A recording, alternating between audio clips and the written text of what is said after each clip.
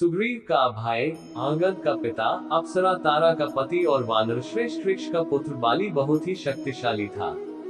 देवराज इंद्र का धर्मपुत्र और किष्किंधा का राजा बाली जिससे भी लड़ता था, लड़ने वाला कितना ही शक्तिशाली हो उसकी आधी शक्ति बाली में समा जाती थी और लड़ने वाला कमजोर होकर मारा जाता था।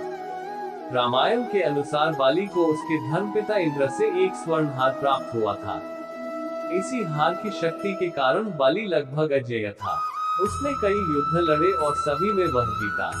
इस स्वर्ण हार को ब्रह्मा ने मंत्रयुक्त करके यह वरदान दिया था कि इसको पहनकर बाली जब भी रणभूमि में अपने शत्रु का सामना करेगा तो उसके शत्रु की आधी शक्ति क्षीण हो जाएगी और यह आधी शक्ति बाली को प्राप्त हो जाएगी। यही बाली की शक्ति का राज था।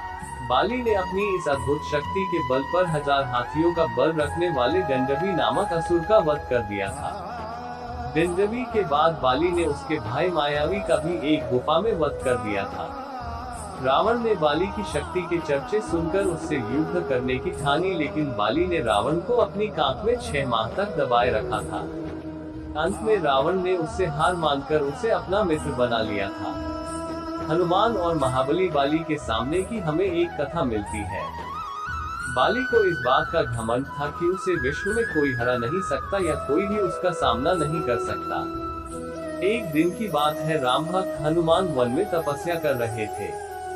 उस दौरान अपनी ताकत के नशे में चूर बाली लोगों को धमकाता हुआ वन में पहुंचा और चिल्लाने लगा कि कौन है जो मुझे हरा सकता है, किसी ने माँ का दूध पिया है जो मुझसे मुकाबला करे।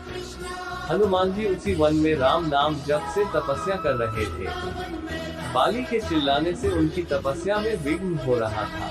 उन्होंने बाली से कहा, वानर राज आप अति बलशाली हैं, आपको कोई नहीं हरा सकता, लेकिन आप इस तरह चिल्ला क्यों रहे हैं? ये सुनकर बाली भड़क गया।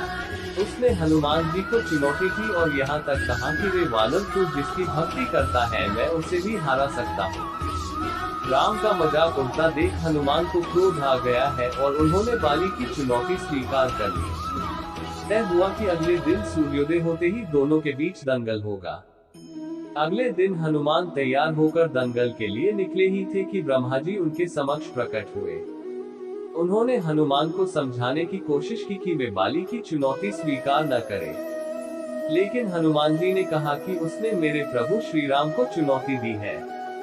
ऐसे में अब यदि मैं उसकी चुनौती को अस्वीकार कर दूंगा तो दुनिया क्या समझेगी, इसलिए उसे तो सबक सिखाना ही होगा।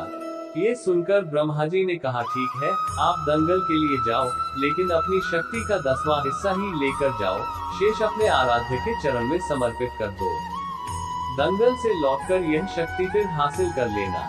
ये सुनकर हनुमान जी मान गए और अपनी कुल शक्ति का 10वां हिस्सा लेकर बाली से दंगल करने के लिए चल पड़े।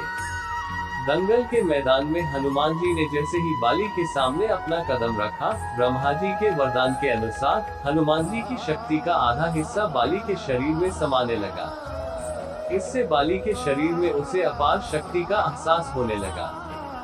उसे लगा जैसे ताकत का कोई समंदर शरीर में हिलोरे ले रहा हो। चंद पलों के बाद बाली को लगने लगा मानो उसके शरीर की नसें फटने वाली है और रक्त बाहर निकलने ही वाला है।